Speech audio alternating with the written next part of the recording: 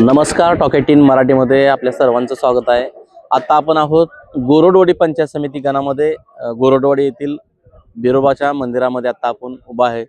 आताच या ठिकाणी निमगाव जिल्हा परिषद गटामधील सौ ठोरे काकू, दत्ताभाई मगर आणि सौ रेश्माताई बाबासाहेब माने पाटील यांच्या उमेदवाराच्या प्रचारार्थ आमदार उत्तमराव जानकर यांची सभा झाली.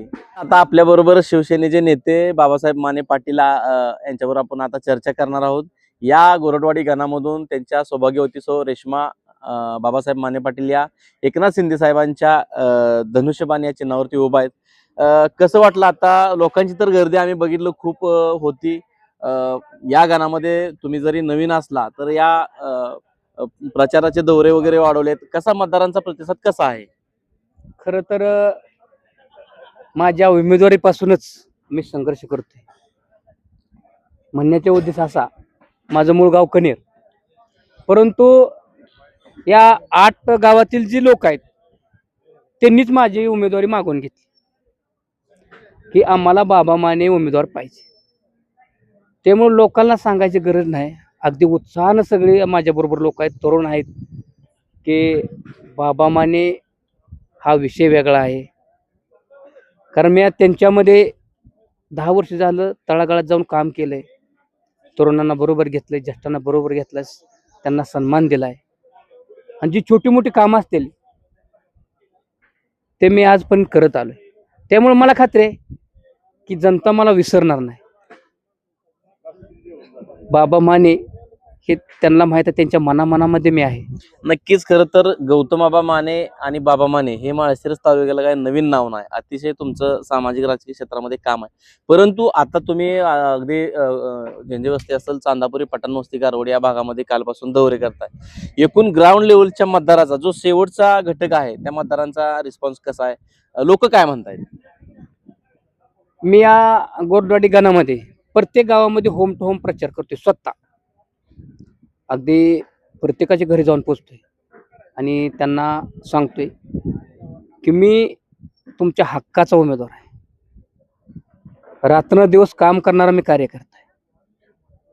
त्याच्यामुळे तुम्ही माझ्या पाठीमागे उभं राहा, मला खंबीरपणे साथ द्या. त्यावेळी त्यांच्याच प्रतिक्रिया येतात की आम्ही तुमची उमेदवारी मागून घेतली, त्यामुळे तुम्ही बिनधास्त राहा, की तुम्ही चांगल्या मताने निवडून येणार. हे अशी लोक मला खात्री देतात. अगदी मी घर तो घर जाऊन पोचलोय. अगदी लाडकी बहीण योजना असेल, एकनाथ शिंदे साहेबांनी एक लाडकी बहीण योजना आणली, त्यांच्या चिन्हावर मी आज निवडणूक लढवतोय. त्यामुळे मला खात्री आहे की लाडकी बहीण तर मला विसरणारच नाही, हे मला खात्री आहे. परंतु भारतीय जनता पार्टीच्या माध्यमातून इथं त्यांच्याबरोबर जे माहितीमध्ये पक्ष होते, शिंदे साहेबाचा शिवसेना, ठाकरे साहेबांचं शिवसेना बाजूला होती, परत RPI होती. इथल्या नेतृत्वानं जे भारतीय जनता पार्टीचे इथलं जे नेतृत्व आहे, राम सातपुते, काय असं त्यांच्या घडलं असेल की त्या मित्र पक्षांना तिथनं येऊन इकडं आमदार उत्तमराव जानकर साहेब आणि धैर्यशील भाई यांच्या पक्षावर आघाडी करावं लागली? खरं तर तुम्ही आता सगळे बघतायत, सगळे चॅनलला येते, सगळ्या तालुक्यातलं वातावरण कसं आहे बघताय. किती व्यक्ती जे आजपर्यंत माळशिरस तालुक्यामध्ये ज्यांनी भाजप वाढवलं, टिकवलं, अगदी संजीवनीताईपासून असतील, सुभाष अण्णापासून असतील, अगदी हाडाचे शिवसैनिक आहेत, हाडाचे भाजपचे कार्यकर्ते आहेत किंवा नेते आहेत. पण आता ही जी निवडणूक झाली, उमेदवार ठरवायचा असू द्या किंवा मुलाखती घ्यायची, त्या भाजपच्या जुन्या कार्यकर्त्यांना एकानाही विश्वासात घेतलं. त्यांनी सगळी टीम बाजूला काढली आणि ह्याच्याच मनमानी कारभाराने त्यांनी उमेदवारी दिल्या. आणि जी त्यांची युती आहे, शिंदे साहेबांची शिवसेना असेल किंवा कैलासवासी म्हणलं तर काय हरकत नाही. आज ते मुख्यमंत्री होते अजितदादा, त्यांच्या जाण्यानं आज महाराष्ट्र पोरका झाला. त्यांच्या पक्षाला सुद्धा त्यांनी विश्वासात घेतलं नाही, म्हणजे युती असून सुद्धा. कारण या पक्षाने या माळशिरस तालुक्यातल्या शिवसैनिक असू द्या किंवा राष्ट्रवादीमध्ये काम करणारे जे नेते असते ते असू द्या, की या माझ्या आमदारनं त्यांना विश्वासात घेतलं नाही आणि त्यांना एकालाही उमेदवार दिला नाही.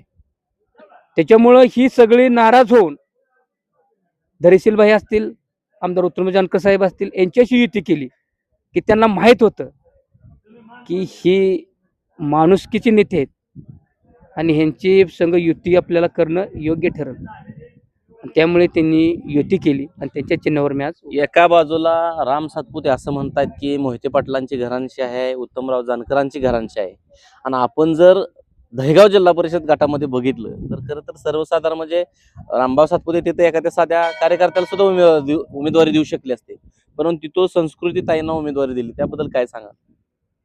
खरं तर विधानसभा निवडणूक 2019 यावेळेस मोहिते पाटलांनी त्याला आमदार केलं. म्हणजे अगदी एका 8 दिवसामध्ये त्याला त्याची उमेदवारी जाहीर केली. त्यांनी अहोरात्र कष्ट घेतलं आणि सातपुतेचा प्रचार करून त्यांना निवडून आणलं.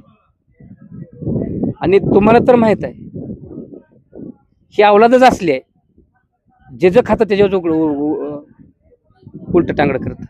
आताच तुम्ही म्हणला की या माळशिरस तालुक्यामध्ये संजीवताईंनी भाजपा वाढवली, सुभाष अण्णांनी वाढवली किंवा के दादांनी वाढवली, पण आज ते नेते माझे आमदार सातपुते बरोबर सुद्धा नाहीत.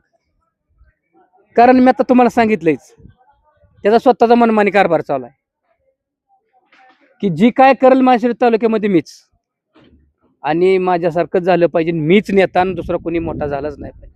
काल रात्री पिशेवाडीमध्ये एका प्रचार कॉर्नर सभेमध्ये बोलताना माझे आमदार रामभाऊ सातपुते म्हणले की पाठीमागे विद्यमान आमदार जानकर साहेबांनी पालकमंत्र्यांबद्दल एक विधान केलं होतं की कंबरड मोडेन वगैरे, तर ते असं बोलले की कोणाचे कंबरड मोडण्याची धमक नाही, पालकमंत्री हे कणखर नेतृत्व आहे आणि कोण असं काय कोण करत असेल तर रामभाऊ सातपुते इथं आहे, कोणाचा अन्याय खपवून घेतला जाणार नाही. आणि एक एका बाजूने एक जानकर साहेबांवरती त्यांनी टीका केली. कसं त्या टीकेकडे तुम्ही बघता? खरं तर ही माळशिरस तालुक्याची जी जनता आहे ते धाडशी आहे, लढणारी आहे, आणि त्यामुळे उत्तमराव जानकर साहेब एक लढाऊ नेतृत्व आहे, संघर्षातनं तयार झालेलं नेतृत्व आहे, आणि त्यांच्याच तालमीमध्ये तयार झालेला मी एक पैलवान आहे. त्यामुळं तो जर काय म्हणत असला, मी काय ते ऐकलं नाही, पण तरी पण सांगतो, तुला 10 जन्म घेऊन यावं लागलं उत्तमराव जानकरपर्यंत पोचण्यापर्यंत. कंबरट मोडायचं काम मीच करीन तुझं, अगदी ओपन जाहीरपणे सांगतो. कारण तुझे जर अशी मस्ती असेल, कपडे काढून नागडा करून चौकात मारीन, जाहीरपणे सांगतो. तू अशी मस्ती केली तर आमदार आहेत ते, तुझी लायकी काय आणि तू कोणाला बोलतोय? खरं तर प्रत्येक माणूस हा भारतीय जनता पार्टीचे कार्यकर्ते उद्योजक आहेत, जानकर साहेबांचे कार्यकर्ते उद्योजक आहेत, मोहिते पाटलांचे कार्यकर्ते उद्योजक आहेत, परंतु कन्यारच्या पाटलांना किंवा गौतम बाबाचा मध्यंतरीच्या काळामध्ये तो क्रशरचा विषय असेल, मग इकडे त्यांच्या कार्यकर्त्याचा रोड टच अगदी क्रशर चालू आहे.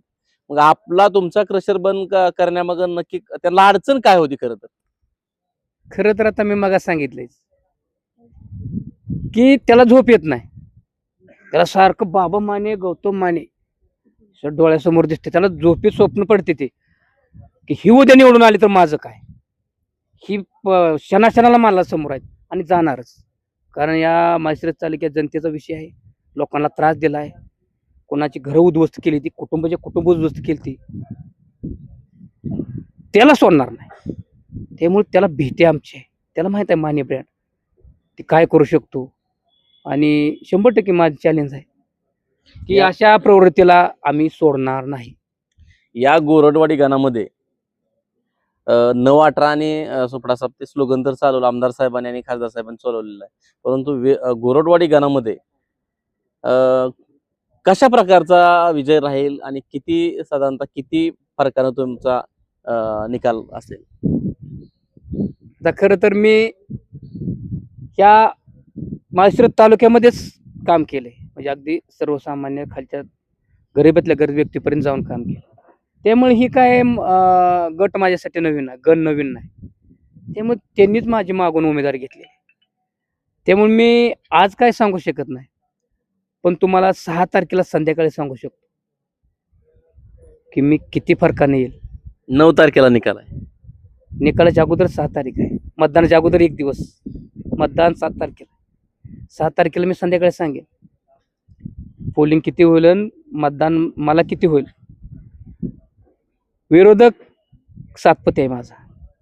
हे आबा गोरड जरी असलं विरोधात, त्यांची आई असली तरी ते आम्ही एकत्रच काम केलेलं आहे. त्यामुळे आबा गोरड हा उमेदवार होऊ शकत नाही. ठीक आहे, ते आपलं काय भावनिक होऊन त्यांनी ती बरोबर उमेदवारी केली इथल्याच काही लोकांनी, त्याला नंतर पश्चाताप होणार आहे आणि ते आपल्या बरोबरच राहणार आहे. शेवटचा प्रश्न, निमगाव जिल्हा परिषद गट हा चर्चेतला गट होता. निमगाव म्हटलं का तिथे कुस्ती, लाल माती आणि शेती असं एक समीकरण आहे. इकडं खुडूसला कुस्ती आणि शेती, म्हणजे खुडूस आणि निमगावला एक महत्व आहे. तसं आता तुम्ही पैलवान आहे, आबांनी पण भरपूर पैलवान तयार केलेले आहेत आणि दत्ताभाई तर मल्ल सम्राट रावाप्पा वगैरे यांचा चिरंजीव आहे. ही कुस्ती कशी राहील आणि समोर तर पैलवान तुम्ही मग आता बोलला की त्या पैलवानाबद्दल बोललाय, कुस्ती कशी राहील? तुम्हाला सांगतो मी, आपण आता पहिल्यापासून बघितलं बाळासाहेब ठाकरे साहेबापासून शिवसैनिक कसा असतो, कडवा असतो. मग कसा असतो पैलवान, पैलवान म्हणजे तो वेगळं आहे, क्षेत्रच वेगळं आहे. समोर समोर लढत असते, कुस्ती ठरली जाते आणि मैदानात कुस्ती लागली जाते. त्यावेळेस कोणाची ताकद जास्त आहे, ज्याची ताकद जास्त आहे, ज्याची कला आहे, ज्याला डोकं आहे, तोच विजय मिळवतो. तशा पद्धतीने आज राजकारणात सुद्धा कुस्ती लागलेली आहे. कुस्तीचा अनुभव आहे. त्यामुळे ही कुस्ती राजकीय कुस्ती आहे. पण राजकीय कुस्ती आम्ही आता ते पॉईंटवरची कुस्ती आली आहे बघा. 10-0 झाले काय होते, टाइमच्या अगोदर ती कुस्ती संपली जाते. तसे मी तुम्हाला सांगितले मतदान किती तारखेला, 7 तारखेला आहे. 6 तारखेला संध्याकाळी मी सांगणार 10-0 होणार. नक्कीच. तर हे होते शिवसेनेचे बाबासाहेब माने पाटील. अगदीच त्यांच्या शब्दामध्ये ती धार होती आणि त्यांनी आता सांगितलेलं एक गोरडवाडी पंचायत समिती गणाचा एक निकाल वेगळा असेल आणि भारतीय जनता पार्टीच्या माध्यमातून माझ्यासमोर कुठलेही उमेदवार नाही, माझ्यासमोर जो विरोधात उमेदवार आहे तो माझे आमदार रामभाऊ सातपुते असं त्यांनी सांगितलेलं आहे. बघू 9 तारखेला सर्वच निकाल आपल्या हाती येणार आहेत. या गोरडवाडी गणाचा निकाल कसा असेल ते आपण टॉक 18 मराठीच्या माध्यमातून दाखवू. धन्यवाद.